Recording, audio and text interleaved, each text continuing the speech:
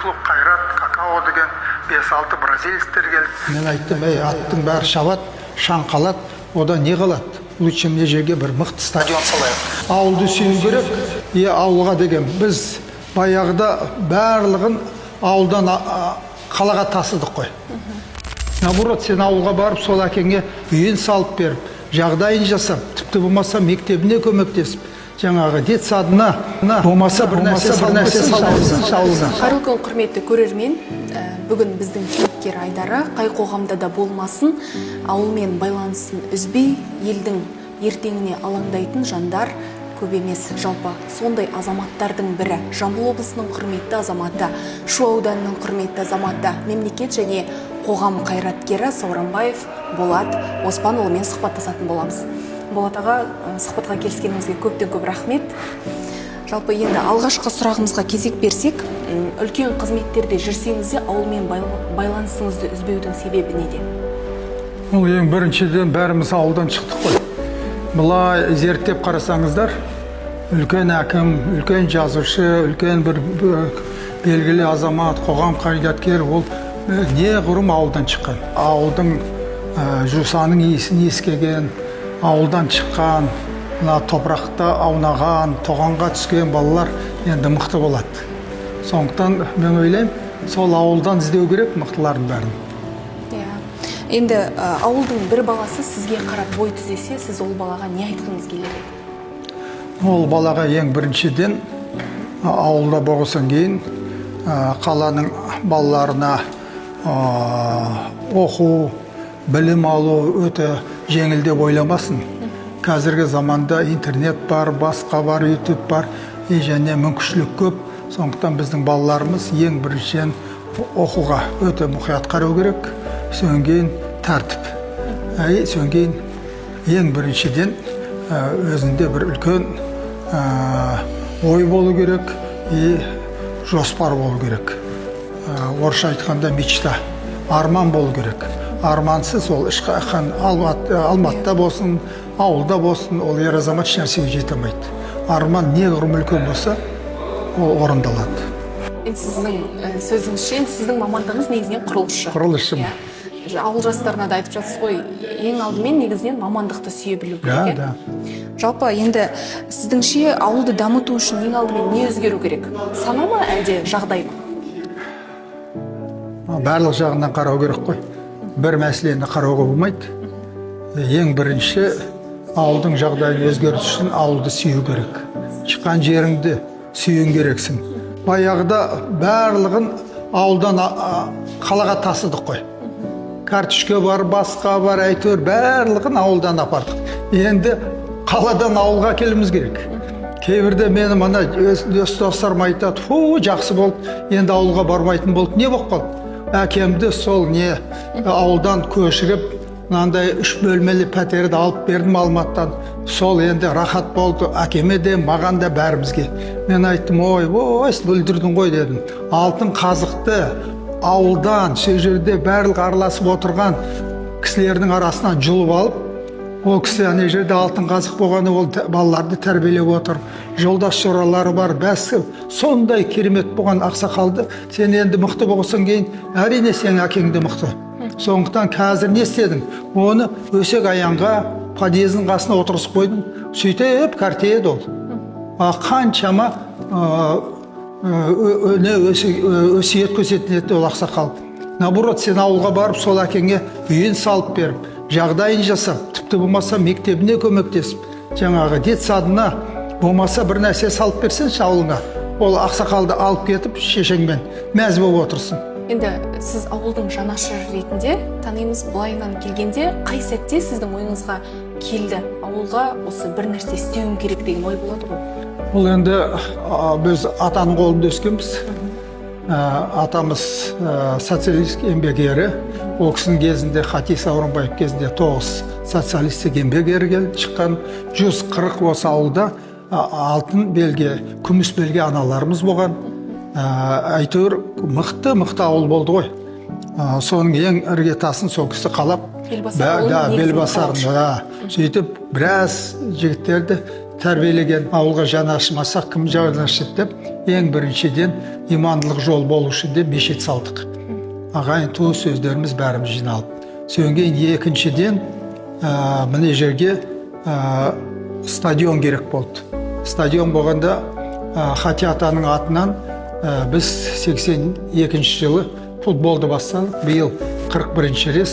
Оны Осман әкеміз бастаған, пенсияға шыққан соң кейін мына жерде председатель колхоза керемет азамат болған. Сөйтіп соны қолдап біраз стадион, бірақ та әрқашан жыл сайын келеміз.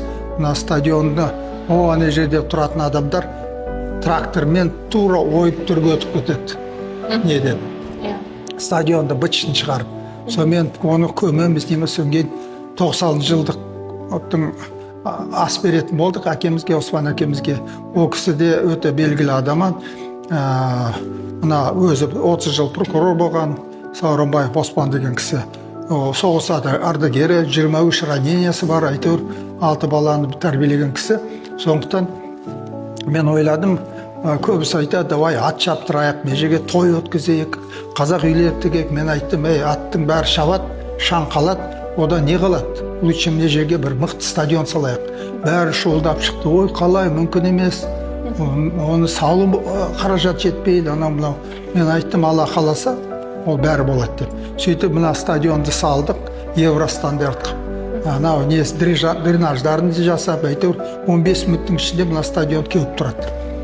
Сөнге жаңағы қоршадық, 600 талдар отырғыздық, 3-4 құдық жасадық.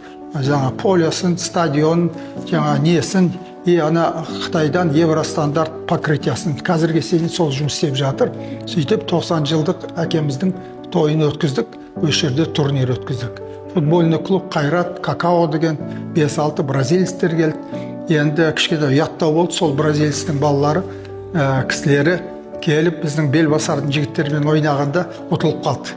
Какао айтады, ой бөке, біз Бразилия келгендей болдық. Бразилияның мына жігіттері жүгіріп. Мен айттым, біздің қара балаларымыз ұқсайтын қар сендердің бразилецтеріңе. Сөйтіп сондай әңгіме болды. Сонан кейін стадионды жасағасын кейін биыл мына 41-ші рет турнир өткізіп жатырмыз. 24 командалар келеді, әр жерден келеді, басқа аудандардан келіп жатыр. Астана, бүгін Шымкенттен келіп отыр. Оның бәрі әшейін емес, бәрінде қызылық. Өзіміз спонсор болып отырмыз. Оспан әкем бала-шағалар.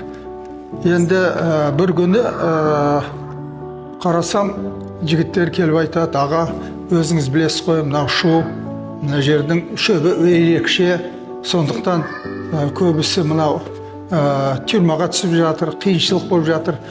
Неден десе, мына қыстың күні ешнәрсе істей алмаймыз, сөйтіп жаңағы нелерге кетіп қаламыз дейді. Сонымен дворец салатын болдық. Құдайға шүкір, міне двореціміз тұр. Аштық бұны. Ең мықты барлық чемпион, олимпийский чемпион бәрі келді. Осы жерде анау Серік Қонақбаев ринг сыйлады. Жаңағы Байрамухов бар, Қайрат футбольный клуб, мини-футболдан чемпиондар ана нені полян жасап берді. Ол кезде тек қана Павлодарда и Белбасарда болды. Алматыда болған жоқ ол кезде. Содан кейін евростандарт қып салдық осыны. Сөйтіп, осы жерден салып, Құдайға шүкір ашып бердік. Қазір чемпиондарымыз шығып жатыр. Артымыздағы мына кубоктерді көріп жатсыздар. Бокстан да шығып жатыр. Ана аптада біздің осы Бақыт Шердаш деген қызымыз, да, Сейдаш, Азия чемпионның жастардың арасында 4 мәртен болды. Енді үлкен ересектердің арасында 2-ші орын алды. Индияның бір қызы, әрине ол кішкене түріде салмағы да басқа болған, жеңіп 1-ші орын алып кетті. Но мен айттым, ұтылғаны да дұрыс, 1-ші күннен жеңген қиын болады. Сондықтан енді біздің арманымыз мына футболдан уже 2 рет облыстың чемпионы болды. Тейквондо бар, басқа бар, күрес, әйтеуір әр жерінен чемпион болып жатыр. Ауылдан шығады вақтының бәрі. Бәрі іздейді, ана қаладан неден деп. Витамині көп, анауы көп. Ең үлкен мәселе ауылдың ауасына осындай жағдайда мықтылар. Сондықтан мені Құдайға шүкір біздің чемпиондарымыз да шығып жатыр. Енді арман деп айттым ғой, арман болу керек деп. Менде де қазір 70-ке келсем де әлі бір арманым осы Белбасардан, осы дворецтен чемпион олимпийский шықса, чемпион мира шықса, бәріміз жиналып, ана вокзалға барып қарсы алсақ, сонымен жаңағы осы жерге алып келсек, осы жерден жаңағы атымызды мінгізіп не қылып, бүкіл мына жердегі шудың ана шөбіне қызығатын, шөбін сататын балалардың бәрі тастайды да, жоқ, ең қызығы осы спорт деп. Және міне Белбасардың балалары мына жерде салып жатқан кезде мен айттым, өздеріңіз ақырдап саламыз, ешкім керек жоқ, ауылдан бір тиын жинамаңдар. Олар айтты, аға, бізде үлес қосайық деп. Мен айттым, анау тренажерный зал бар, бүкіл оборудование сендер алыңдар деп. Қазір бүкіл ауылдың балалары штанга көтереді, гира бар, әйтеуір уақыттарын босатады. Өткізбей енді бәрі. Енді мына турнир деген футбол көріп отырсыз бүгін. Барлығы жиналады. Жаңа қызық бірінші футбол турнирде 41 жыл бұрын, 42 жыл бұрын, бір жыл пандемия кезінде ойнамай қалдық қой. Сол жігіт тұрып айтады, аға, мен бірінші рет сол футболға мен қатысып едім деп. 16 жыл ойнап, соңген қазір пенсияға шығып, мықты азамат болып отыр. Сондай қызық әңгімелер. Ауылды сүю керек. Ауылға деген махаббат болу керек. Ауылды ұмытуға болмайды. Ауылдан артық нәрсе жоқ. Өкінішке орай көп нәрседен ауылдан біз айырылып қалдық. Но бірақ та қазір тек қана спорт нелер емес, заводтар салу керек, жұмыс орын табу керек, әйтеуір жағдай. Мен де енді мына мал өсіріп жатырмын әдейі ауылдан. Сол малды өсіріп жатқан арқасында күнде білеміз, құрғақшылық бар ма, су келді ма, доңғалдар суда шығып кетті ма, соның бәрін балалар айтып отырады. Сол. Енді сіз жаңа айтып жатсыз ғой, арманым осы спорт кешенінен чемпиондарды шығару деген. Енді ауыл үшін тағы да бір басқа да арман жоспарларыңыз бар ма? Мынау чемпион шықса, ертесіне маған емес, сол баланың артынан бәрі ұмтылады и түсінеді. Мына орысша айтқанда социальный лифт деген болады. Оның лифттері қандай? Ең бірінші спорт қазір болып тұр, содан кейін жаңағы той думан, артист, содан кейін вообще бізде ең үлкен социальный лифт ол наука болу керек. Осы ауылдан мықты профессор, доктор, мықты ғылым шықса, одан артық нәрсе жоқ. Сондықтан Алла берекесін берсін. Рахмет сізге. Туған жерге деген жанашырлық әр адамзаттың жүрегінде болуы тиіс қасиет. Бүгінгі Болат Оспанұлының әңгімесінен ауылға деген сенім мен жауапкершілік анық сезіледі. Ел мен жердің тағдырына бейжай қарамайтын осындай азаматтар барда, елдің еңсесі биік, іргесі мықты, ертеңі нұрлы болары анық. Сіздер үшін арнайы Шу ақпараттық медиа орталығы.